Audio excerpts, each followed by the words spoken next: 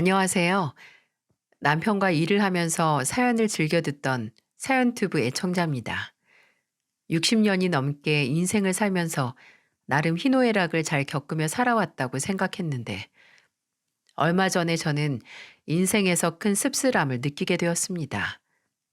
그건 다름 아닌 하나밖에 없는 저의 외아들 때문이었는데요. 아들을 낳고서 그 기쁨을 하루하루 누리며 정말 열심히 키워왔는데 그 아들로 인해 제대로 된 행복을 느끼기도 전에 큰 배신감과 아픔, 서러움, 슬픔만 느끼게 되었어요. 그 아들로 인해 저도 상처를 많이 받았지만 저보다도 우리 남편이 많이 힘들어하고 있네요. 그렇다면 어제까지도 저도 사연을 즐겨 듣던 사람이었지만 오늘은 우리 아들과 무슨 일이 있었는지에 대해 저의 이야기를 한번 해보겠습니다. 저는 남편과 시골에서 만나 시댁이 일구던 농장과 돼지 축사를 물려받게 되었어요. 그때 당시 부모님 따라서 집 텃밭이나 가꾸던 제가 큰 농장과 돼지 농장을 운영하려니 정말 힘들더라고요. 하지만 좀 무뚝뚝하긴 해도 나름 가정적인 남편 덕분에 잘 적응하면서 지금까지 살아오게 되었네요. 저희는 살면서 자녀를 많이 낳지는 못했습니다. 제가 처녀 시절부터 몸이 좀 약했던 탓에 계속해서 유산이 되었고 어렵게 지키게 된 아이가 바로 지금 저의 외아들이었죠. 그 아이 이후에도 딸도 가지고 싶어 노력을 해봤지만 안 되더군요. 그래서 하늘이 우리에게 허락한 아이는 이 아이뿐인가 보다 생각하며 오로지 이 아이에게 모든 사랑을 쏟아주며 키웠습니다. 저희 남편은 아이가 어릴 때부터 훈육을 참 호되게 했어요. 남들은 외동아들이기 때문에 애지중지하며 키웠을 거라고 생각하지만 남편은 오히려 하나밖에 없는 자식이라 더 제대로 키워야 한다며 오냐오냐 하면서 키우지 않았죠.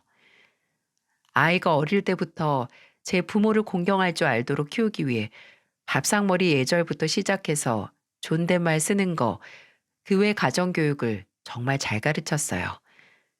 그런 남편의 육아 방식에 저도 동의를 한 바여서 크게 터치하지 않고 그저 옆에서 엄마로서 울타리가 되어줄 땐 되어주고 또 함께 혼내줘야 할 땐 혼내주며 그렇게 키웠네요. 덕분에 우리 아들은 크는 내내 효자 역할을 톡톡히 했습니다.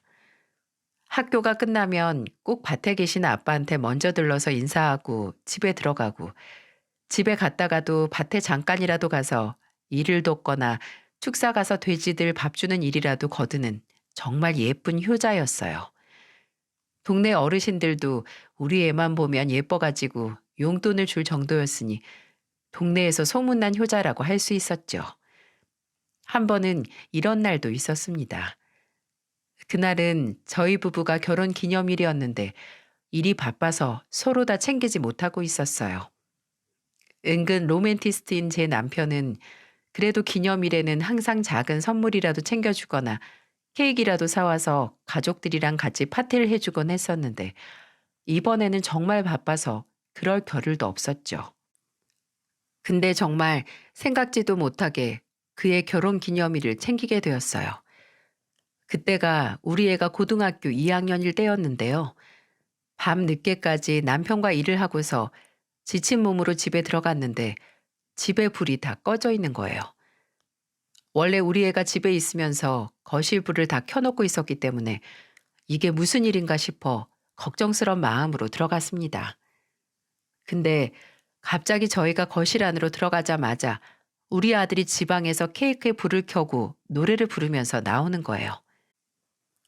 결혼 축하합니다. 결혼 축하합니다. 사랑하는 엄마 아빠의 결혼 기념 축하합니다. 이런 식으로 노래를 부르며 나오는데 그때 참 마음속에서 말할 수 없는 기쁨과 고마움과 애틋함이 확 올라오더라고요. 저나 남편 둘 다 생각지도 못한 깜짝 이벤트였기 때문에 그때 느꼈던 감격과 놀라움이 더 두 배였던 것 같아요. 그때 무뚝뚝하던 우리 남편이 아들한테 이렇게 이야기를 하더라고요. 아들, 고맙다. 아빠가 정말 감동받았다. 우리 아들이 벌써 이렇게 다 커서 부모님 결혼 기념일도 챙겨줄 줄 알고.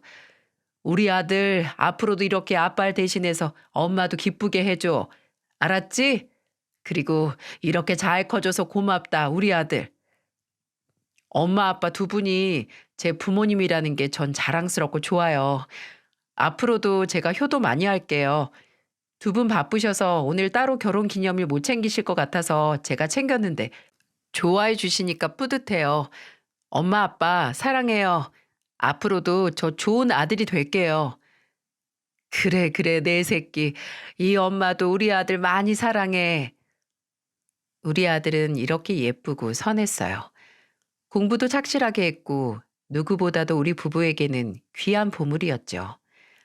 그렇게 우리 아들은 훌륭하게 잘 커주었고 서울의 명문대를 나오고 대기업으로 취직까지 했습니다.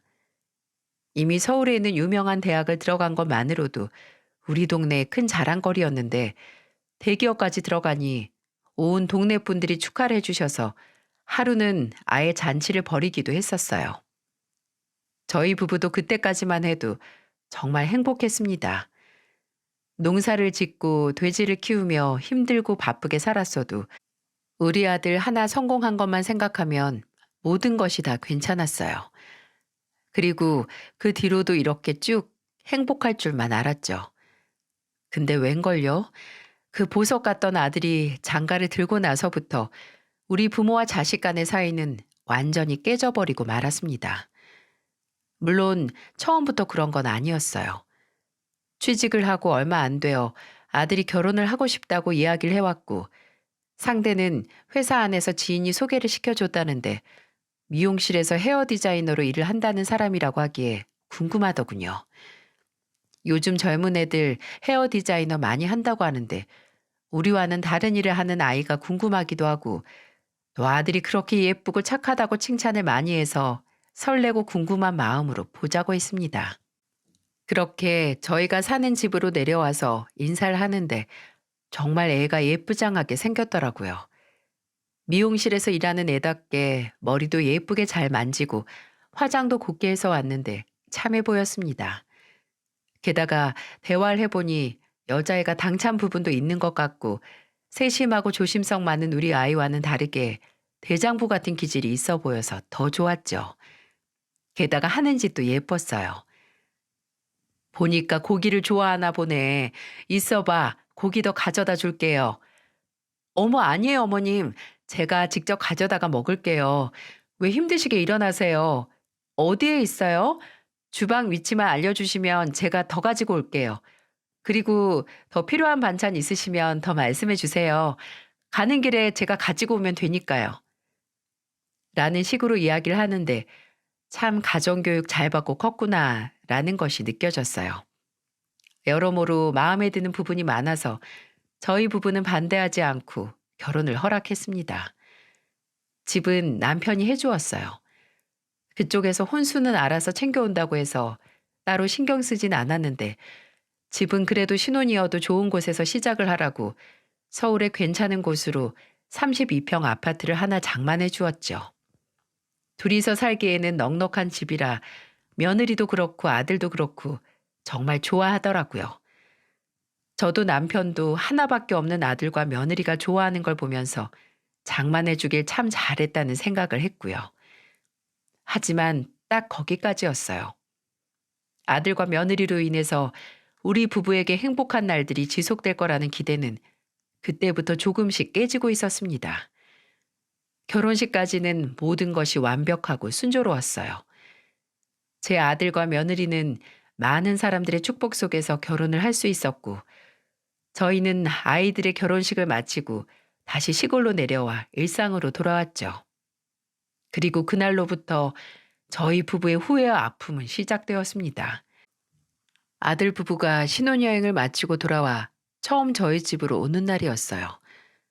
저는 며느리를 자주 만나지 못했기 때문에 무엇을 좋아하는지 몰라 결혼 허락을 받으러 온 날 맛있게 먹었던 걸로 기억나는 음식들 위주로 해서 준비를 해놓았죠. 고기에 잡채에 요즘 애들이 좋아한다는 음식들을 위주로 이것저것 준비를 많이 해놨습니다. 근데 애들이 오기로 한 시간이 다 지나가는데도 안 오는 거예요.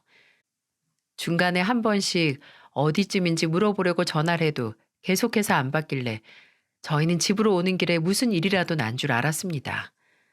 몇 시간째 연락이 안 되는 아들과 며느리가 걱정이 돼서 안절부절 못하고 있는 사이 밤 9시가 넘어서 아들 녀석에게 전화가 왔어요. 저는 그 전화를 받고는 정말 화가 나서 혼났습니다. 아들. 아니, 오늘 6시까지 집으로 온다고 하는 애들이 연락도 없고 전화를 해도 안 받으니 오다가 무슨 사고라도 난 줄 알았어. 도대체 왜 연락이 안 된 거야? 지금은 어디고? 오고 있는 거니?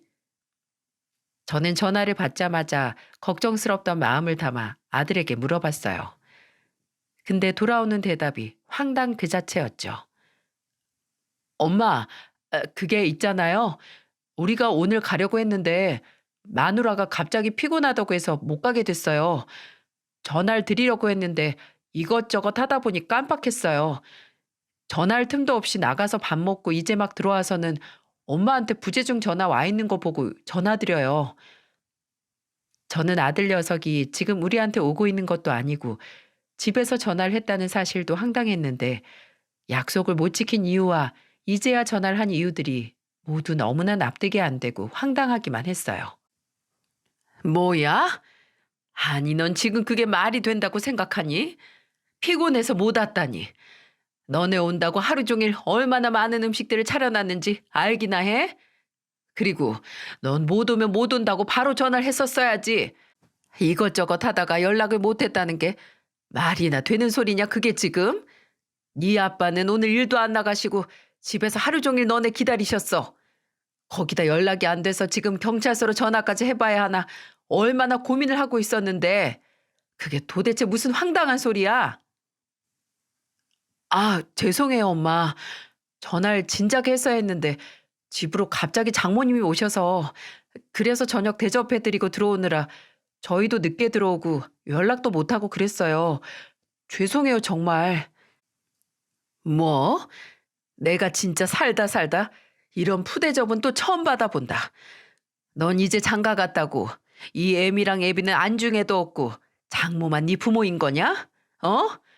그것도 우리 집에 오기로 한 애들이 그거 다 무시하고서 갑자기 찾아온 장모 밥 사주느라 연락도 없이 안 왔다는 게 그게 말이 되는 소리냐고? 나 참 황당하다 못해 말이 안 나온다. 됐고 세아가 얼른 바꿔라. 내 아무리 결혼한 지 얼마 안 되었어도 할 말은 좀 해야겠다. 아유, 엄마 왜 그러세요?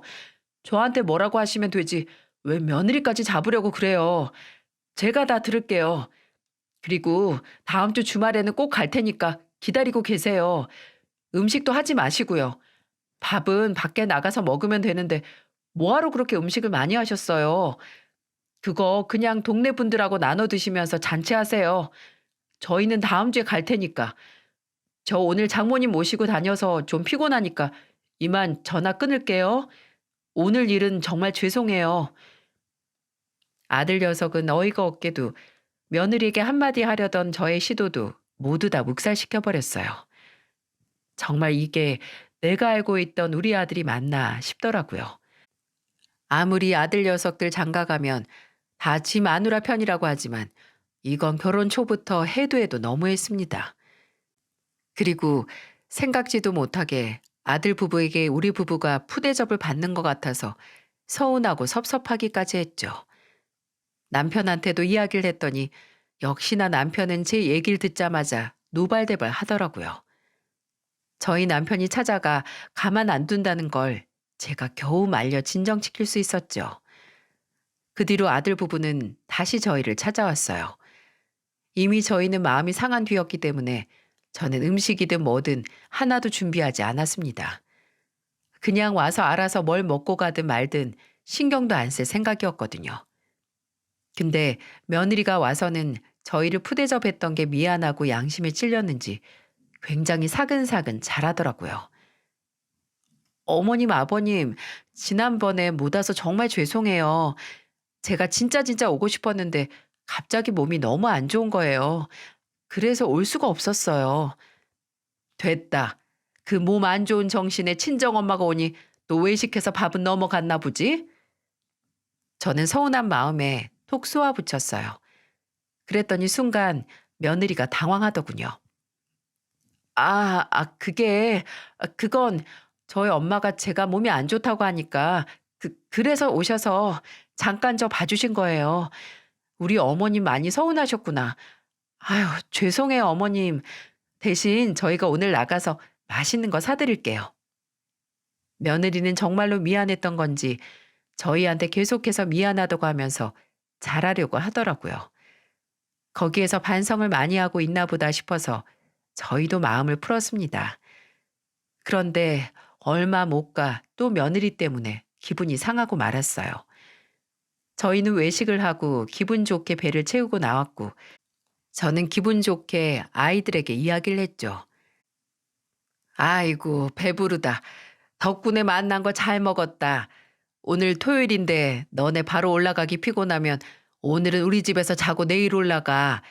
괜히 또 서울까지 올라가느라고 너무 무리하지 말고. 저는 아무렇지 않게 이야기를 했는데 저의 가벼운 제안에 갑자기 아들이 며느리 눈치를 살살 보는 것 같더라고요. 그러더니 이렇게 이야기를 했어요. 아, 엄마, 저희 그냥 바로 올라갈게요. 내일은 또 내일 일정이 있어서요. 아, 그러냐? 그래도 피곤할 텐데 집에서 쉬었다가 내일 일찍 올라가지 그래. 오늘은 내려오는데도 일찍 출발하느라 피곤할 거 아니야. 아니면 잠깐 눈만 좀 붙이고서 좀 더 늦게 출발하던지. 졸음운전하면 큰일 난다. 저는 애들을 생각해서 한 번 더 이야기를 했습니다. 그랬더니 며느리가 뭐라는 줄 아십니까? 저는 정말 세상에 그런 황당한 말은 또 처음 들어봤네요. 어머니, 정말 죄송한데 실은 저 어머님 댁에 있는 게 조금 힘들어요. 아니, 어머님도 그렇고 아버님도 그렇고 그리고 또 두 분 집도 그렇고 돼지 냄새가 너무 나요. 그 똥내라고 해야 하나? 하여튼 축사 관리하시느라 고생하시는 건 알겠는데 냄새가 너무 나서 같이 있는 것도 힘들고 그 집에 들어가는 것도 힘들어서요.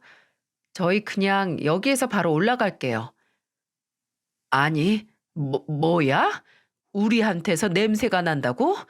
세상에나, 그런 얘긴 처음 들어본다. 뭐, 다들 환경이 거기서 거긴데 이미 익숙해진 냄새일 수 있겠죠. 근데 사실은 제가 정말 힘들어서요. 죄송해요. 그러니 저희 그냥 바로 올라가 볼게요. 저희는 도시에 살잖아요. 그래서 그런지 머리가 다 아플 정도로 냄새가 심해요, 좀. 이해해 주세요. 며느리의 말에 저와 남편은 황당함을 감출 길이 없었습니다. 나 참 냄새가 난다니. 저와 남편은 그나마 어렵게 풀렸던 마음이 다시 상하려고 했어요. 아니, 저희도 모르게 냄새가 났을 수는 있지만 그걸 그렇게 대놓고 이야기를 한다는 게 정말 당돌하다는 생각이 들더라고요. 그때 저는 그냥 화가 나서 애들 보고 올라가라고 꼴도 보기 싫다고 이야기를 하려는데 남편이 현명하게 대처를 하는 거 있죠. 그러냐? 그래. 우린 시골살이를 해서 그런지 전혀 몰랐다. 근데 애미야, 몰랐던 우리도 무지했지만 너도 참 무례하구나. 아무리 우리한테서 냄새가 난다고 하더라도 그런 식으로 말하는 법이 어딨니? 그건 정말 무례한 거 아니냐? 참 별것도 아닌 걸로 결혼하자마자 너한테 마음이 자꾸만 상하는구나. 너도 우리도 함께 맞춰가야 할 부분이겠지만 약속이나 어른을 대할 때 방식이 잘못돼도 한참 잘못됐어. 그리고 재우 너도 말이다. 내가 널 그렇게 가르쳤니? 어른 공경하고 항상 예의를 갖춰서 대하라고 가르쳤건만 장가 들자마자 이게 부모한테 무슨 경우냐.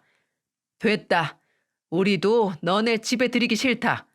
우리는 집에 택시 타고 알아서 갈 테니까 너희는 그냥 여기서 집으로 올라가라.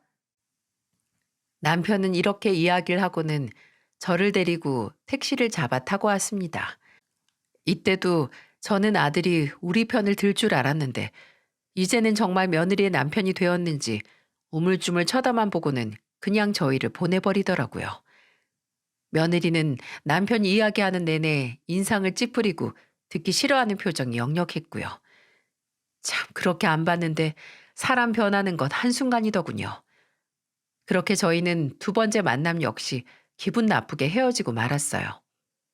그 뒤로 저희는 아들 부부와 조금 거리를 두고 지내려고 했습니다. 근데 며느리가 좀 느낀 것이 있었는지 그 뒤로는 또 갑자기 싹싹하게 잘 하더라고요. 거의 1년 동안을 한 번씩 집에도 찾아오고 사근사근 잘 대하는 게 나름 첫인상 그대로 찾아가는 것 같아 저도 남편도 예쁘게 보고 있었습니다. 그러다가 며느리가 임신을 하게 되었고 저는 처음으로 생기는 손주가 너무나도 귀하고 예뻐 한 번씩 보러 서울로 올라가려고 했었어요. 거기다가 둘 다 직장이 있었기 때문에 제가 한 번씩 가서 좀 봐주려고 했죠. 친정엄마도 있다곤 하지만 사돈도 일이 있을 수 있으니 한 번씩 가서 육아를 도와줘 보려고 했어요. 근데 매번 제가 간다고 할 때마다 안 된다고 하는 거예요. 뭐 제가 간다고 하는 날마다 병원을 가야 한다, 애가 상태가 안 좋다, 본인이 바빠서 안 된다 등등 다양한 핑곗거리를 대면서 못 오게 하길래 제가 한 번은 대놓고 이야기를 했습니다. 예, 나도 우리 손주 좀 보고 싶다. 어떻게 애기 태어나고 한 번을 얼굴을 안 보여주니?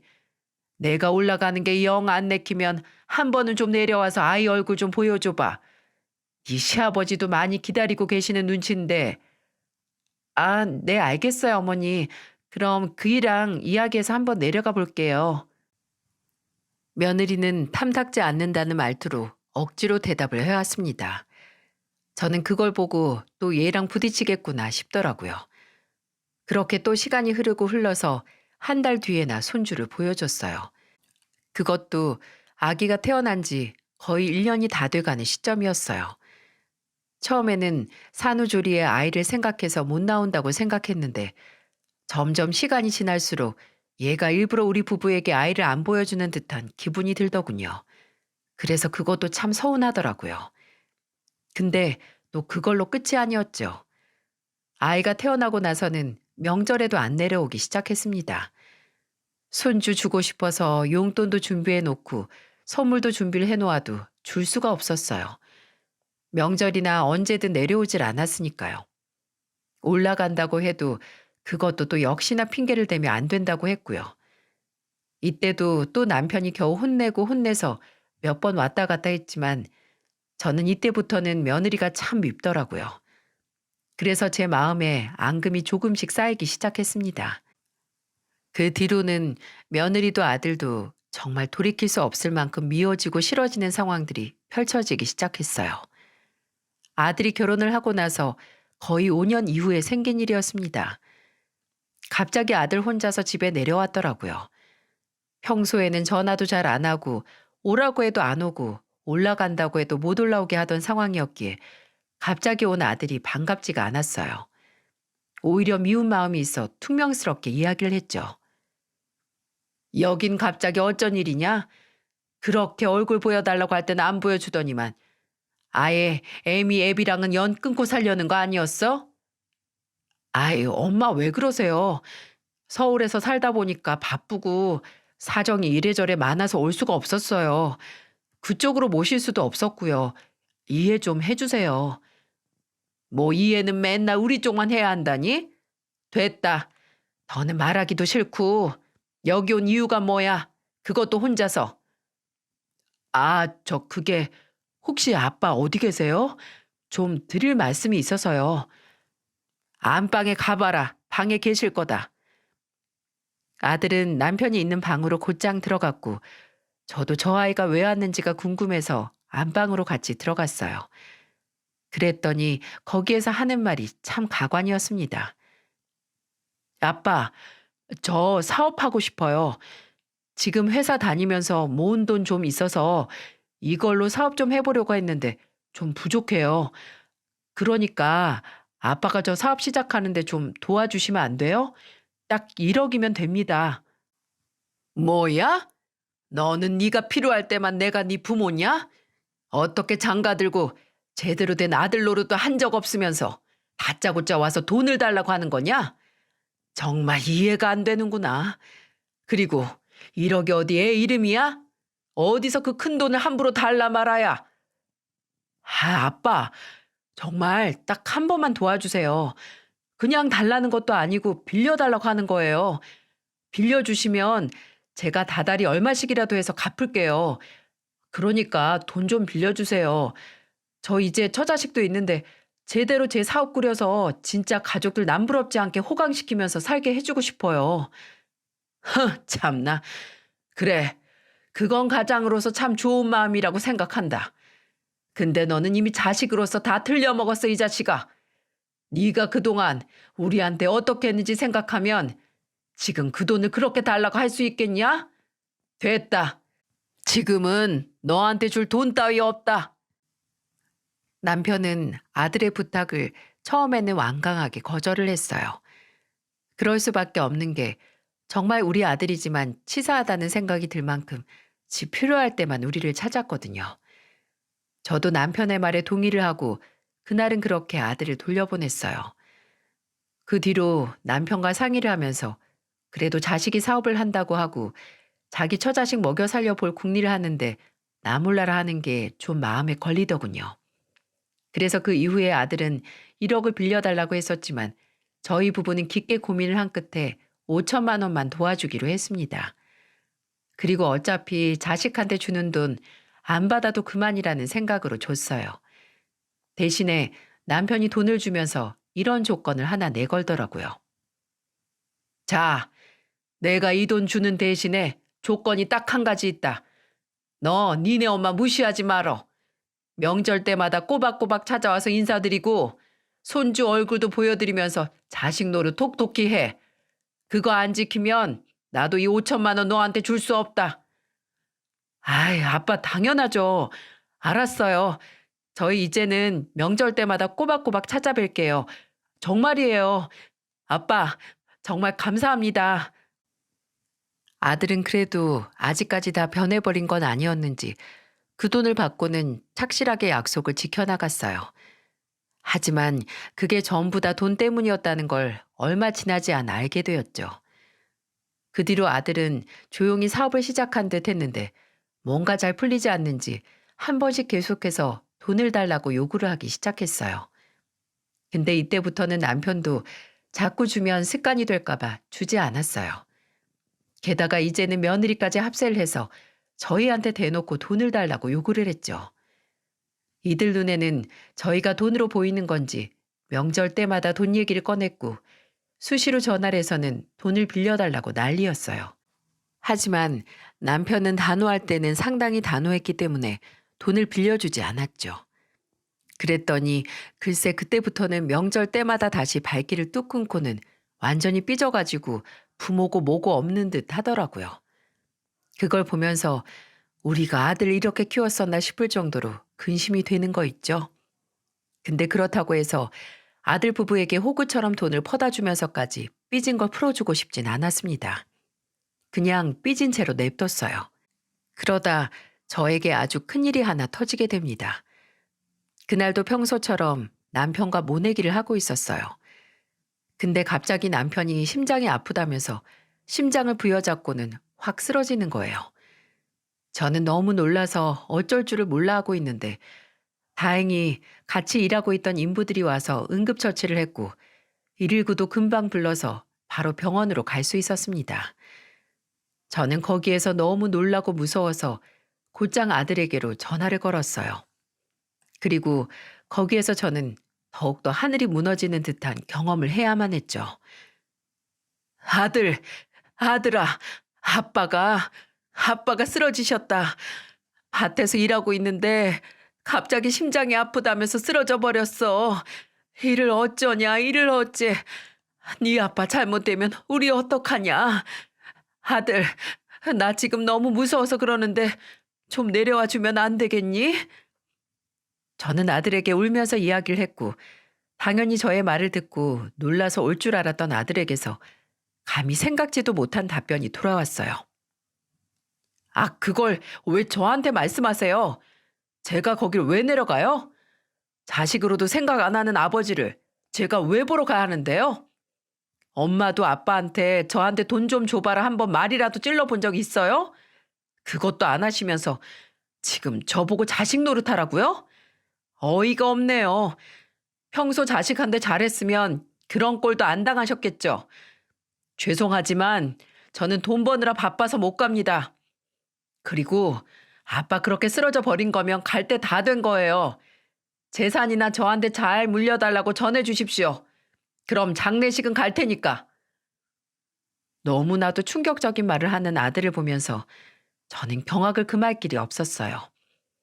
남편이 쓰러진 것도 충격적인 일인데 거기에 4배로 낳고 사랑해서 키운 내 하나밖에 없는 아들 입에서 이런 말이 나왔다는 게 정말 믿기지가 않더라고요. 그래서 저는 더더욱이 우리 남편이 살기를 바랬습니다. 다시 눈을 떠서 이 정신 못 차리는 아들을 혼내줘야겠다고 생각을 했어요. 그리고 그 바람이 먹힌 건지 남편은 바로 수술을 했는데 그게 잘 되어 나왔고 얼마 지나지 않아 건강하게 눈을 떴습니다. 가슴 아프게도 남편은 눈을 뜨자마자 누구부터 찾았는지 아세요? 바로 그 쓰레기 같은 것도 자식이라고 아들 먼저 찾더군요. 여보, 이제 정신이 좀 들어요? 당신 정말 큰일 날 뻔했어. 그랬지? 근데 애들은 안 왔어? 잠 쓰러지기 직전에 웃기게도 우리 아들놈이 생각나더라고. 당신 전화 안 한 거야? 전화 안 하기는 찾지 마요, 그놈. 그 나쁜 놈. 아주 그냥 배은망덕한 놈. 저는 다시 한번 아들의 악한 행동이 생각나서 모든 상황들을 남편에게 설명을 했고 남편은 제 이야기를 듣자마자 그 강인했던 사람이 뒤돌아 눈물을 훔치더라고요. 그리고 그 눈물에는 많은 의미가 담겨져 있는 듯 했습니다. 슬프기도 하고 안타깝기도 하면서 후회와 분노가 섞여 있는 듯 했어요. 그 뒤로 남편은 몸을 잘 회복을 해서 퇴원을 했어요. 저는 일부러 남편이 퇴원을 했다는 것도 아들에게 알리지 않았습니다. 그때부터 우리 두 부부에게는 아들은 없는 존재나 다름없었어요. 근데 남편이 퇴원하고 나서 얼마 안 돼서 아들한테 전화가 왔더라고요. 엄마, 아빠 어떻게 되셨어요? 뭐 가망 없대요? 말 좀 해보세요. 예끼 나쁜 놈아. 지금 너네 아빠 죽었는지 살았는지 생사 확인하려고 전화했냐? 왜? 살면 어쩌고 죽으면 어쩌게. 다 죽어도 너한테 줄 돈은 없으시댄다. 죄다 사회에다 환원하고 죽겠다고 하셨으니까. 다신 전화하지 말어. 아예 영 끊어버리자고 아빠도 그렇게 말씀하시니까 그렇게 알고 다신 연락하지 마. 저는 아들에게 화만 잔뜩 내고는 전화를 끊어버렸습니다. 그리고 실제로 남편은 그 뒤로 자식에게 물려줄 돈은 없다면서 남편이 죽으면 저에게 돈을 다 준다고 했고 저마저도 죽으면 그 돈은 모두 사회에다가 던져놓고 죽기로 서로 이야기를 했었어요. 그렇게 통화를 한 뒤로 둘이서 적적하게 지내고 있는데 이번에는 또 며느리가 갑자기 집으로 찾아 들어왔어요.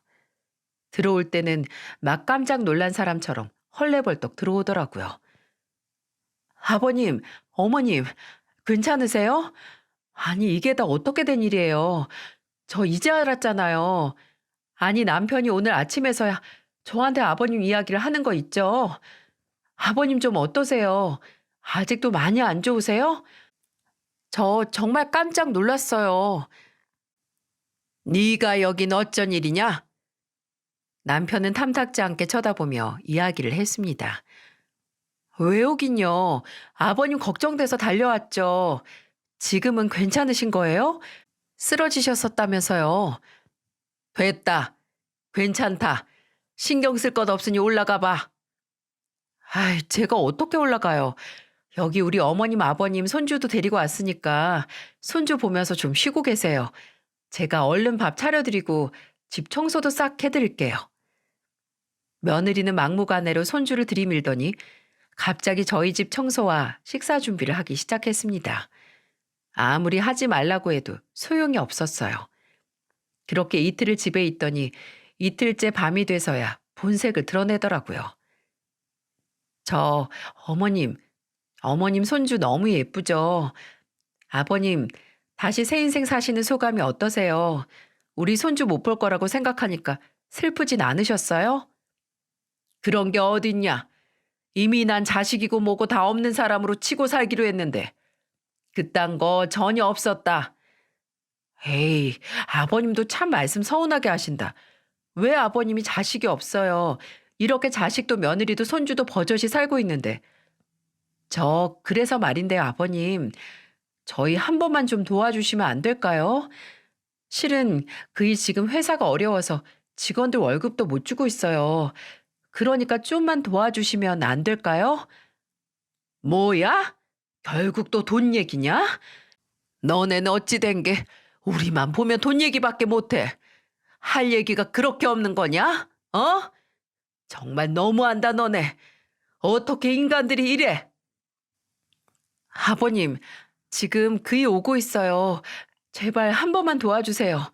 네? 진짜로 사정이 안 좋아서 그래요. 며느리는 본격적으로 남편의 바짓가랑이를 잡고는 늘어지기 시작했어요. 저는 옆에서 보다 못해서 며느리를 확 떼어서 버리고는 말했어요. 야, 당장 우리 집에서 나가. 니네 같은 짐승들은 우리가 키운 적이 없어. 그러니까 당장 나가라고. 아직은 큰 무리를 하면 안 되는 남편을 대신해서 제가 소리를 지르며 며느리를 쫓아내려고 했고, 그때 딱 아들이 도착을 했는지 큰 소리가 나는 걸 밖에서 듣고는 헐레벌떡 들어오더라고요. 그리고는 저희 앞에 무릎을 꿇었습니다. 엄마, 아빠, 제발 한 번만 도와주세요.